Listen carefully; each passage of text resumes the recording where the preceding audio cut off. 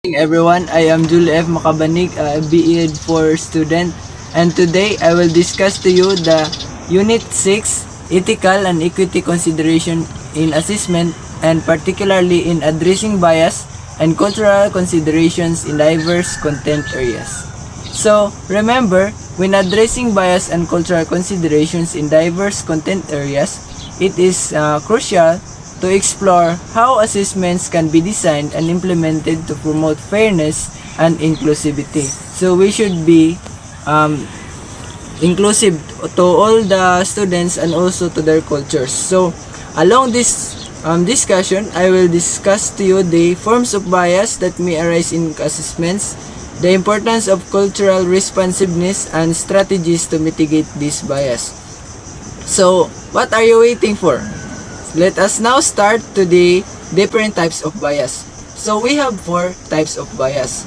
We have content bias, construct bias, method bias, and predictive bias. So in content bias, it is when the test items are more familiar or relevant to one another, potentially disadvantaging those from different cultures or linguistic backgrounds. So in short, it simply states that in the content bias, if the tests are favor in the other culture, so it seems that it is said that it is content bias. And second, construct bias. So when the theoretical construct being measured is not equally relevant across different cultural groups, leading to skewed results. And the third is method bias. So occurs when the method of assessment, such as the language or the format, affects one group differently than another. So it means that the assessment is the format is favor to the other culture or the other areas. And last is the predictive bias. So when a test predict outcomes and it favors on the other group, and it will lead to bias to other students or the students who performing the assessments. So we will now proceed to the cultural considerations in diverse content areas. So first, we have culturally responsive assessment. So under culturally responsive assessment, we have inclusive content, cultural relevance, and linguistic considerations.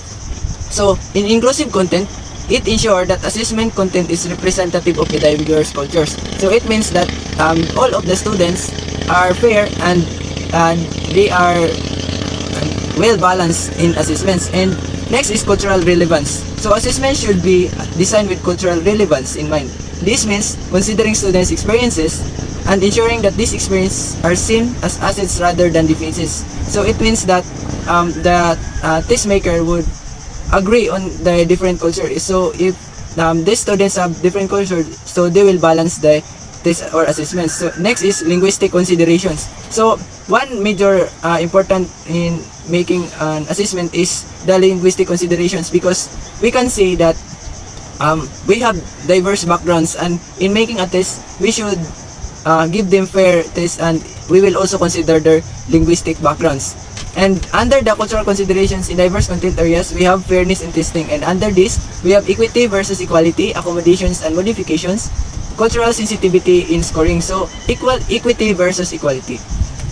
So equity in assessment means providing students with what they need to succeed, which may differ from one student to another. So it means that they will the materials or the assessment is different from their classmates. So this contrasts with equality, where all students are given the same resources or assessments without considering their individual needs. So based on the information given, so we should go on equality, because it seems to have fair distribution of assessments. And accommodations and modifications, providing appropriate accommodations such as extended time, alternative formats, or assistive technology is very important in assessments. And cultural sensitivity in scoring, scorers should be trained to recognize and value diverse expressions of knowledge. So it is very important that we should be cultural sensitive in scoring. So since we understand the different types of bias and cultural considerations in different content areas, so we will now proceed to the strategies. So a strategy is very important in making assessment. So First, we have use of universal design. So applying principles of universal design is to assessments ensures they are accessible to all students, regardless of their background. This includes considering varied ways to demonstrate knowledge and skills such as through projects, presentations, or portfolios. So second, we have pilot testing and reviewing items. So we are familiar with pilot testing because we discussed this in the assessment learning 1. So before using assessments widely, items should be piloted with diverse groups and reviewed by experts in culturally diversity to identify potential bias. Yes, it is very important.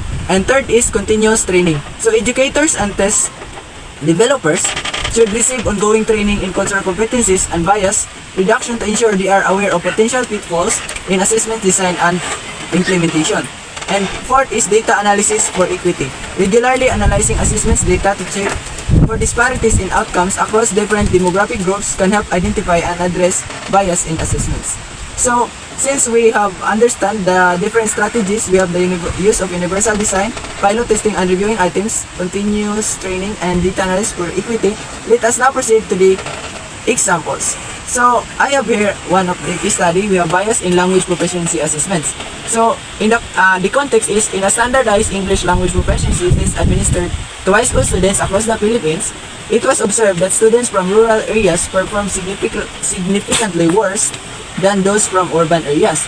So, the bias identified is the test contained references and vocabulary specific to urban settings which were unfamiliar to students from rural areas. So, for instance, items related to public transportation systems, modern infrastructure, and certain lifestyle activities were biased towards students with exposure to urban environments. So, how was it addressed? So, the test was revised to include more balance of set of questions incorporating context familiar to both urban and rural students. Additionally, local educators were consulted to ensure the language and examples used in the test were culturally neutral and relevant to all students. So, I will not discuss more further about case studies and examples, and I will show you more in the comment section. Now, let us proceed to the other solutions if we have experienced bias. So, to reduce bias, we should also seek to legal and ethical responsibilities.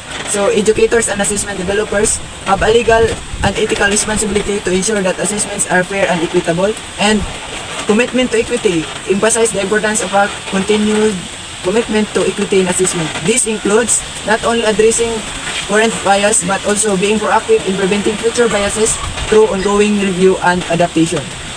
Last, we have future directions. So, we are familiar with the AI technology or the advanced technology. So, it also helps hinder efforts to create more equitable assessments. It also encourages the exploration of these tools with a focus on ethical use. So, that's all for today, and we will see each other for my next video.